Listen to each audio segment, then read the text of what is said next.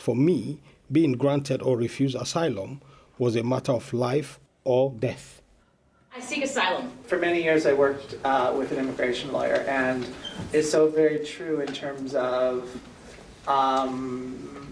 who gets in and who doesn't, and that's a very good reflection of it, because in the many years I worked with him, there were lots of people that were in those situations and they had to fight tooth and nail.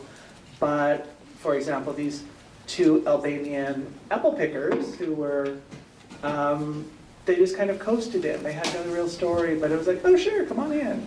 Whereas somebody like that had all the trouble. People had already started to talk about me, so I got married. Others have faced brutality because of their gender or sexuality. Yeah, they had a big name in this, Emma Thompson.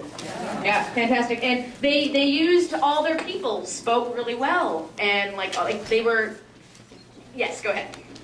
I love the movie because it's really a hot issue now, the immigration.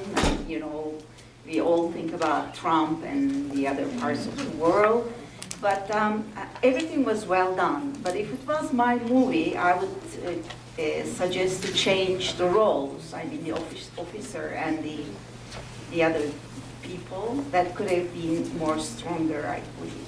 I live in the UK for a year and a half, and it's a really big thing that the accents really mattered. So I really think that they use the people that have a British accent. It's like if the people had the British accent, maybe they would get through, even though like the story is like deep and profound, and like anybody would give asylum to those people. It's like once they hear your accent and it's not British, it's like they don't even listen to you. So you had to have this accent for people to listen to you. So what I really liked about that film was that you had these actors who were brilliant portraying these characters, but that's because they couldn't portray themselves. So you have these people who have a British accent, who are citizens, and they are portraying the people who cannot.